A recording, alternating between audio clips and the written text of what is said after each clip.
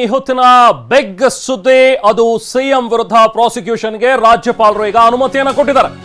MUDA site ಹಂಚಿಕೆ ಕೇಸ್ಗೆ ಸಂಬಂಧಪಟ್ಟಂತೆ ಈಗ ಸಿಎಂಗೆ ಮತ್ತಷ್ಟು ಸಂಕಷ್ಟ ಎದುರಾಗ್ತಾ ಇದೆ. ಸಿಎಂ ಸಿದ್ದರಾಮಯ್ಯ ವಿರುದ್ಧ ಪ್ರಾಸಿಕ್ಯೂಷನ್ಗೆ ಈಗ ರಾಜ್ಯಪಾಲರು ಅನುಮತಿ ಕೊಟ್ಟಿದ್ದಾರೆ. ಪ್ರಾಸಿಕ್ಯೂಷನ್ಗೆ ಅನುಮತಿ ನೀಡಿದ್ದಾರೆ ರಾಜ್ಯಪಾಲರು. ಮುಡಾ ಸೈಟ್ ಹಂಚಿಕೆ ಕೇಸ್ನಲ್ಲಿ ಈಗ ಸಿಎಂಗೆ ವಿಚಾರಣೆಯ ಸಂಕಷ್ಟ ಎದುರಾಗುತ್ತೆ. ಸಿಎಂ ವಿರುದ್ಧ ತನಿಖೆ ಮಾಡಬಹುದು, ಸಿಎಂ ವಿರುದ್ಧ ವಿಚಾರಣೆ ನಡೆಸಬಹುದು ಅಂತ ಹೇಳಿ ಈಗ ರಾಜ್ಯಪಾಲರು ಗ್ರೀನ್ ಸಿಗ್ನಲ್ ಕೊಟ್ಟಿದ್ದಾರೆ. ಟಿಜೆ ಅಬ್ರಹಾಂ ಕೊಟ್ಟಿದ್ದಂತಹ ದೂರು ಆಧರಿಸಿ ಈಗ ರಾಜ್ಯಪಾಲರು ಪ್ರಾಸಿಕ್ಯೂಷನ್ಗೆ ಅನುಮತಿ ಕೊಟ್ಟಿದ್ದಾರೆ. ರಾಜ್ಯಪಾಲರಿಗೆ ದೂರು ನೀಡಿದ್ರು ಟಿಜೆ ಅಬ್ರಹಾಂ ಮತ್ತು ಸ್ನೇಹಮಯಿ ಕೃಷ್ಣ. ಸೊ ಈಗ ದೂರನ್ನ ಆಧರಿಸಿ ಎಸ್ ಸಿಎಂ ವಿರುದ್ಧ ವಿಚಾರಣೆ ನಡೆಸಬಹುದು ಅಂತ ಹೇಳಿ ಪ್ರಾಸಿಕ್ಯೂಷನ್ಗೆ ಅನುಮತಿ ಕೊಟ್ಟಿದ್ದಾರೆ. ಜೊತೆಗೆ ಬೆಳಿಗ್ಗೆ 10 ಗಂಟೆಗೆ ಬನ್ನಿ ಅಂತ ಹೇಳಿ ಟಿಜೆ ಅಬ್ರಹಾಂಗೂ ಕೂಡ ರಾಜಭವನದಿಂದ ಸೂಚನೆ ಹೋಗಿತ್ತು. ದೂರುದಾರರು ಬಂದ ಬಳಿಕ ಅಧಿಕೃತವಾಗಿ ಆದೇಶದ ಪ್ರತಿ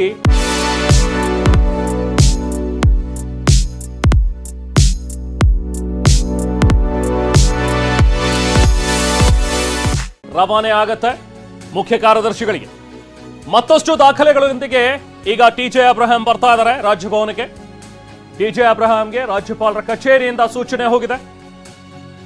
ರಾಜ್ಯಪಾಲರ ಕಚೇರಿಯಿಂದ ಕರೆ ಹೋಗಿ ಅಬ್ರಹಾಂಗೆ ಬರೋದಕ್ಕೆ ಹೇಳಿದ್ದಾರೆ. ಇನ್ನಷ್ಟು ದಾಖಲೆಗಳ ಸಮೇತ ಟಿಜೆ ಅಬ್ರಹಾಂ ಕೂಡ ರಾಜಭವನಕ್ಕೆ ಬರ್ತಾ ಇದ್ದಾರೆ.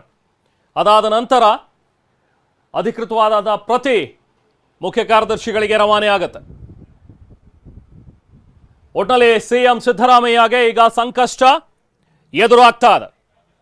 ಸಿಎಂ ವಿರುದ್ಧ ಪ್ರಾಸಿಕ್ಯೂಷನ್ಗೆ ಅಂದ್ರೆ ಸಿಎಂ ವಿರುದ್ಧ ವಿಚಾರಣೆ ನಡೆಸಬಹುದು ಅಂತ ಹೇಳಿ ರಾಜ್ಯಪಾಲರು ಸೂಚನೆಯನ್ನ ಕೊಟ್ಟಿದ್ದಾರೆ, ಅನುಮತಿಯನ್ನ ನೀಡಿದ್ದಾರೆ. ರಾಜಭವನಕ್ಕೆ ಬಂದು ನೇರವಾಗಿ ಟಿಜೆ ಅಬ್ರಹಾಂ ದೂರನ್ನ ದಾಖಲಿಸಿದ್ರು. ಮುಡಾ ಸೈಟ್ ಹಗರಣದಲ್ಲಿ ಸಿಎಂ ಸಿದ್ದರಾಮಯ್ಯ ಅವರ ಹೆಸರು ಕೇಳಿ ಬರ್ತಾ ಇದೆ. ಅವರು ಕೂಡ ಇದರಲ್ಲಿ ಶಾಮೀಲಾಗಿದ್ದಾರೆ ಅನ್ನುವಂಥದ್ರ ಬಗ್ಗೆ ಅವ್ರ ಮೇಲಿದ್ದಂಥ ಒಂದು ದೂರು, ಖಾಸಗಿ ದೂರನ್ನ ನೀಡಿದ್ರು. ಅದನ್ನ ಆಧರಿಸಿ ಈಗ ರಾಜ್ಯಪಾಲರು ಕೂಡ ಸೂಚನೆಯನ್ನ ಕೊಟ್ಟಿದ್ದಾರೆ, ತನಿಖೆಗೆ ಅನುಮತಿಯನ್ನ ನೀಡಿದ್ದಾರೆ. ಟಿಜೆ ಅಬ್ರಹಾಂಗೂ ಕೂಡ ಬರೋದಕ್ಕೆ ಹೇಳಿದ್ದಾರೆ ಈಗ ರಾಜಭವನಕ್ಕೆ. ಇನ್ನಷ್ಟು ದಾಖಲೆಗಳೊಂದಿಗೆ ಟಿಜೆ ಅಬ್ರಹಾಂ ಕೂಡ ರಾಜಭವನಕ್ಕೆ ಬರ್ತಾ ಇದ್ದಾರೆ. ಅದಾದ ನಂತರ ಇನ್ನಷ್ಟು ದಾಖಲೆಗಳನ್ನ ಪರಿಶೀಲನೆ ಆಗತ್ತೆ. ಅಧಿಕೃತವಾಗಿ ಆದೇಶದ ಪ್ರತಿ ಸರ್ಕಾರದ ಮುಖ್ಯ ಕಾರ್ಯದರ್ಶಿಗಳಿಗೆ ರವಾನೆ ಆಗತ್ತೆ. ಟಿಜೆ ಅಬ್ರಹಾಂ ಖಾಸಗಿ ದೂರಿನಲ್ಲಿ ತಿಳಿಸಿದ್ರು ಸ್ಪಷ್ಟವಾಗಿ, ಮುಡಾ ಹಗರಣದಲ್ಲಿ ಆಗಿರುವಂತಹ ಮುಡಾ ಹಗರಣ ಇದೆ, ಅದರಲ್ಲಿ ಅಧಿಕಾರಿಗಳು ಶಾಮೀಲಾಗಿರೋದ್ರ ಜೊತೆಗೆ ಸಿಎಂ ಪಾತ್ರ ಕೂಡ ಇದೆ ಅನ್ನುವಂಥದ್ರ ಬಗ್ಗೆ ತಮ್ಮ ದೂರಿನಲ್ಲಿ ತಿಳಿಸಿದ್ರು.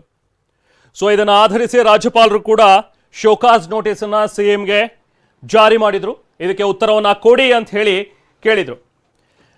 ಅದಕ್ಕೆ ರಾಜಭವನಕ್ಕೆ ತಮ್ಮ ಲಿಖಿತ ನೋಟಿಸ್ಗೆ ಉತ್ತರವನ್ನ ಕೂಡ ಸಿಎಂ ಹಿಂದೆ ನೀಡಿದ್ರು. ಅದಾದ ನಂತರ ಸ್ನೇಹಮಯಿ ಕೃಷ್ಣ ಕೂಡ ಕೋರ್ಟ್ನಲ್ಲಿ ಒಂದು ಜನಪ್ರತಿನಿಧಿ ವಿಶೇಷ ನ್ಯಾಯಾಲಯದಲ್ಲೂ ಕೂಡ ಕಂಪ್ಲೇಂಟ್ ಅನ್ನು ದಾಖಲು ಮಾಡಿದ್ರು.